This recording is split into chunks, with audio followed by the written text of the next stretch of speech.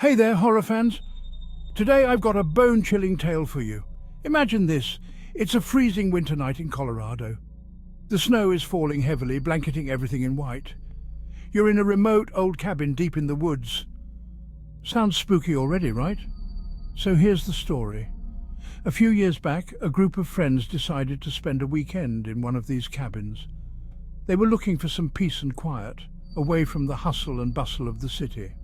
Little did they know they were in for a terrifying experience. It all started on their first night. They were gathered around the fireplace, sharing stories and laughing. Suddenly they heard a faint knocking at the door. Confused, they looked at each other, but nobody moved. The knocking grew louder and more urgent. One of them finally got up to check. But when he opened the door, there was nothing but the howling wind and swirling snow. They brushed it off as their imagination. But as the night went on, strange things started happening. They heard footsteps upstairs, even though they were all downstairs. Objects would move on their own. And then the whispers began. One of the friends, Sarah, claimed she saw a shadowy figure standing at the edge of the forest, just watching them.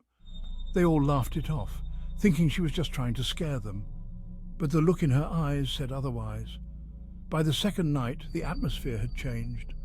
The cabin felt colder, darker and more oppressive. They decided to leave, but a snowstorm had trapped them. They were stuck. That night, the knocking returned, louder and more frantic. Sarah suddenly screamed, pointing to the window. The shadowy figure was closer now, almost at the doorstep. They were all terrified. They spent the rest of the night huddled together, trying to stay awake. When morning finally came, the storm had passed, and they made a run for it. They never looked back. To this day, they still don't know what they encountered in that cabin. But one thing's for sure, those haunted winter nights in Colorado will stay with them forever. So if you're ever in the Colorado woods during winter, beware.